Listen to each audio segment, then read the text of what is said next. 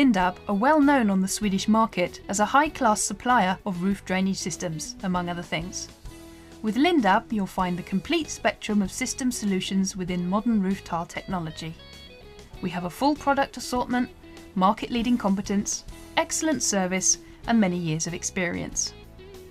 At the Lindab Profile Learning Centre in southern Sweden, there are many opportunities to show various examples of the company's products.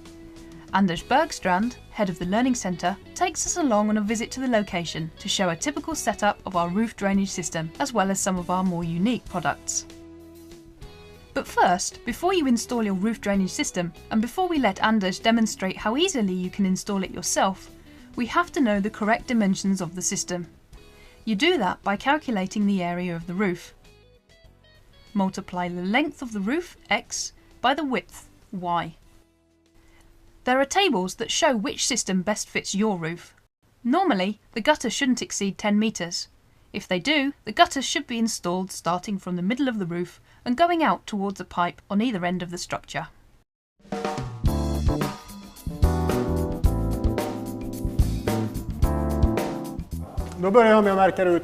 I start by marking the place where I want to mount the down pipe. I mark the location of the lowest bracket for the pipe and place it 30 centimetres away from where the down pipe will be. I then pull down the front of the bracket, fold up the base and insert the small metal section into the outermost hole. I take the screwdriver, press down on the metal section, locking it. When the lowest bracket is in place, you then attach the highest one. Then tie a string between them to see where the other bracket should be positioned. The distance between the brackets should be 60 centimetres. The fall from the gutter towards the downpipe should be 2.5 mm per metre. Our KFK, SSK and KO7 brackets fit directly on vertical fascia boards. The SSK bracket could also be used for roof pitches between 0 and 45 degrees with perpendicular fascia boards.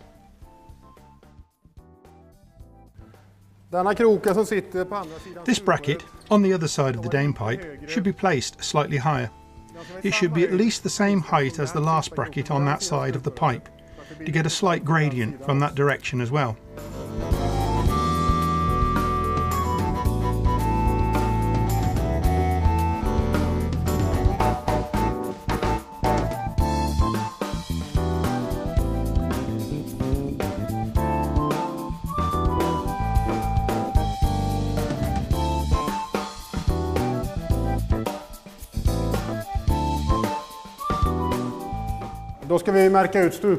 Then we mark on the gutter where the down pipe should be placed.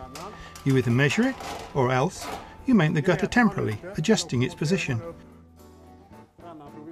Transfer the mark of the down pipe onto the gutter.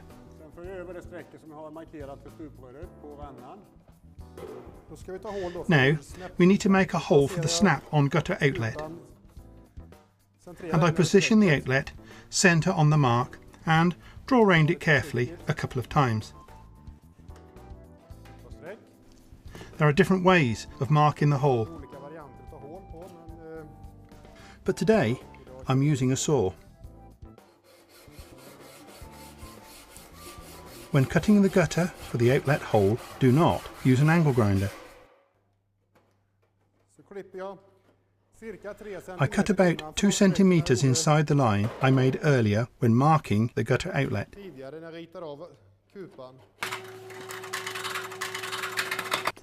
Then I cut into there, making the gutter more flexible.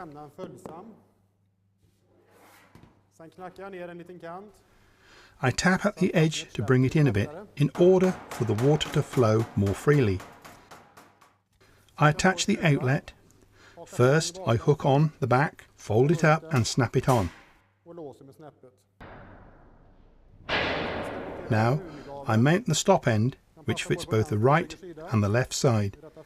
It has 2 small lugs that can be cut off or bent to prevent them touching the rafters.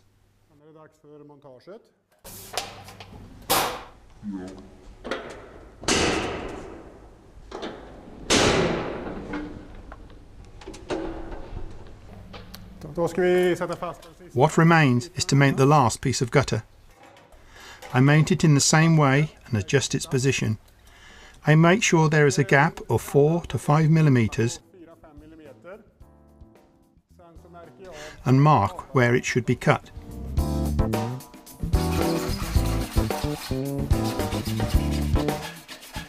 After cutting it, I file the end with a knife and place another stop end there.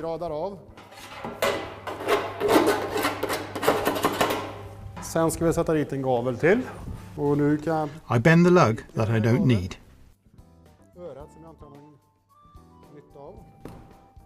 Our roof drainage system has self-locking universal stop ends. Stop ends that fit both the left and right sides, which you can easily install on location by placing the stop end against the edge of the gutter.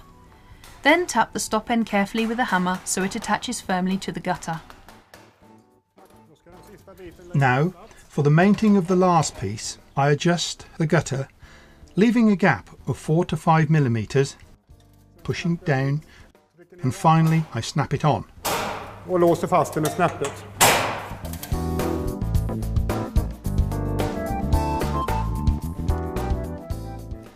Now, for the joint. It is made of rubber to ensure that it seals properly. Do not use silicone or other chemicals. I hook it on at the back, fold it up to the edge of the gutter and snap it on. Finally, I take a hammer and tap the small tin plate in place.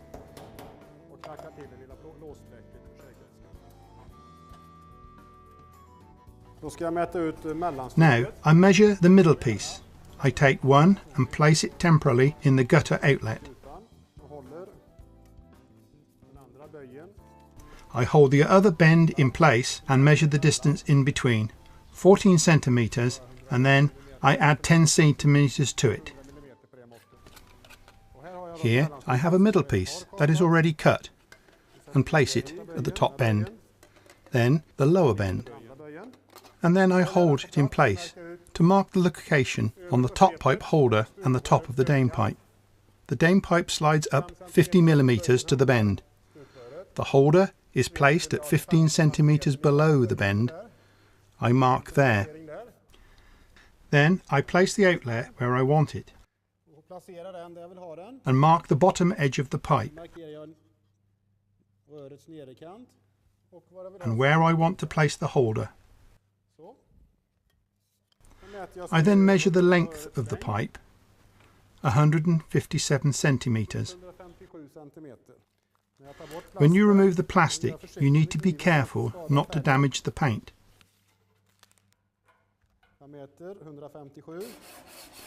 I cut it off at 157 centimeters, file the end with a knife. Then I place the outlet at the cut end and fasten it with screws.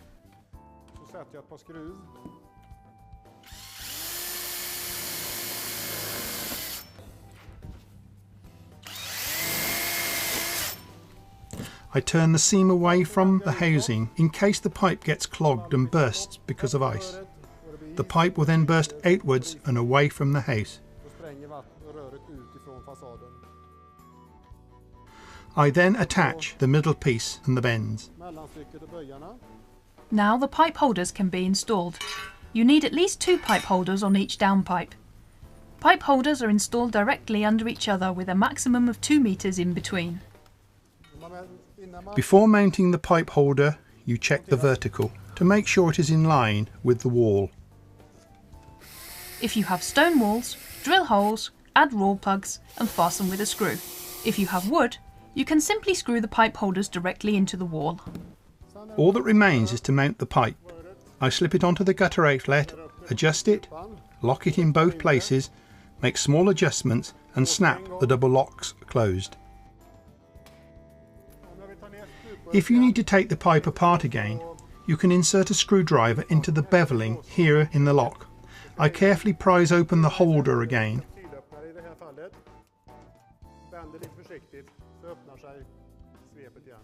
It is also possible to reseal it again the same way as before.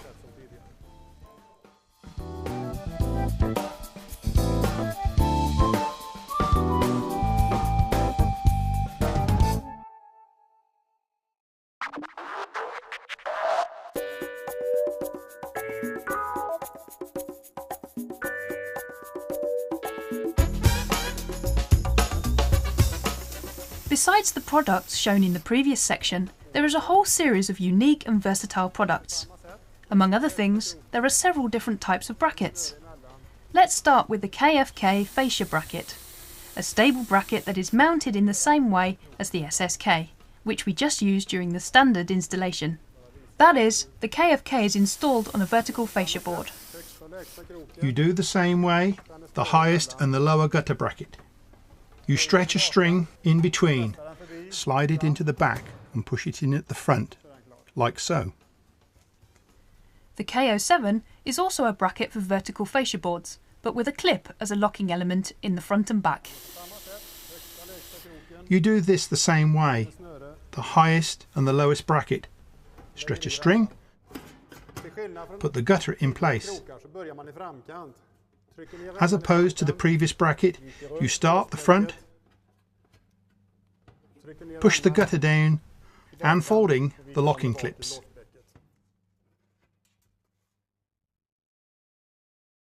The K11 is yet another short bracket, but for mounting on a roof with a 27-degree pitch, where the fascia boards are perpendicular to the roof pitch. I mount this one like the other short brackets, the highest and the lowest, the string in between. Then you do the same as with the other bracket. You push the gutter down in the front first, then in the back, and folding the locking clips. KFL, K16 and K21, brackets with longer shafts to be bent before mounting on the roof. When you draw the inline on the bracket that needs bending, you must first decide how many brackets you need. Today, I need 8 brackets. I start by marking where I want the bend in the first bracket. I start 6 centimetres above the gutter. I then add 2 centimetres for the inline, which will be 2 centimetres for the length of the gutter I am mounting. I draw a line between the 2 markings. The line marks where the bracket should be bent. Here as well, the fall should measure 2.5 millimetres per metre. It may help you to number the brackets in case you mix them up while you're working. Here is the marking I made on the bracket, and I also have a marking on one of the rods. I line them up and bend the bracket. The bracket is bent depending on the angle of the roof.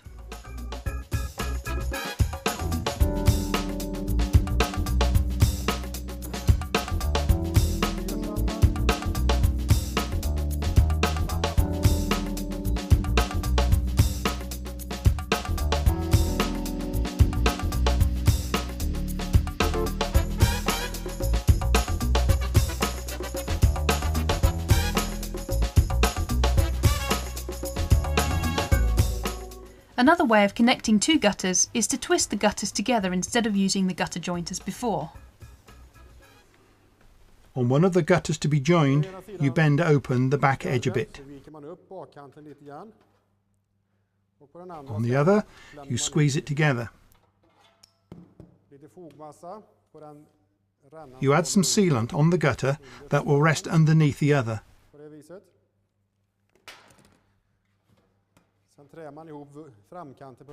You then slide the front bead of the gutter about 6 centimetres together. Flip the top gutter into the bottom gutter, locking it together at the back. Overflow protection is an excellent complement when a roof drainage system is subject to more water in certain areas. For example, water from a gutter drain-off located above.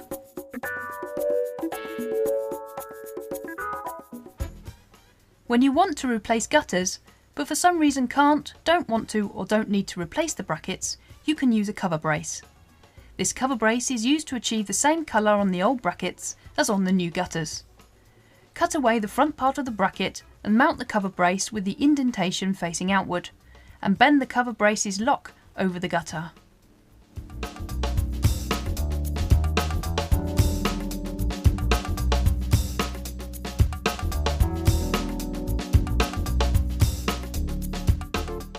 If you know the roof drainage system will be subject to a lot of snow and ice, a stay strap should be used to stabilise the system.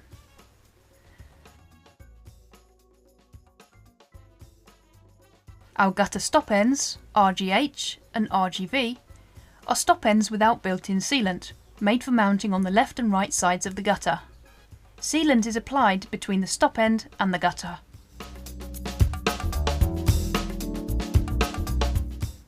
When the gutter goes round a corner, for example around a bay window or the corner of a house, an inner or outer gutter angle is used. You should have the brackets mounted in the corner in such a way that the gutter angle has support on both sides, about 10 cm in on each side of the gutter angle.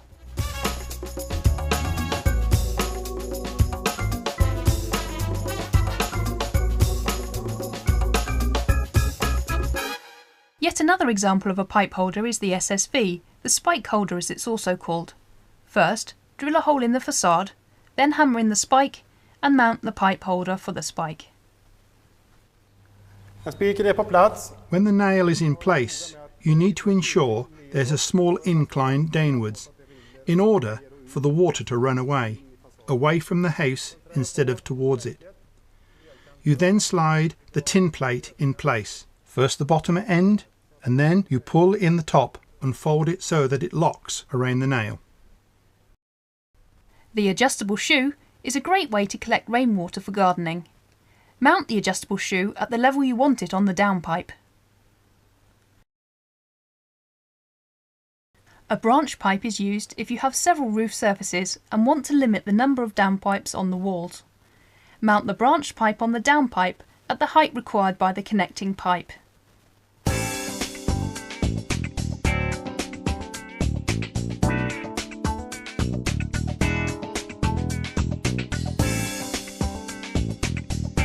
One good way to keep sludge and loose material from getting into the system is to mount the drain shoe and leaf filter at the end of the downpipe.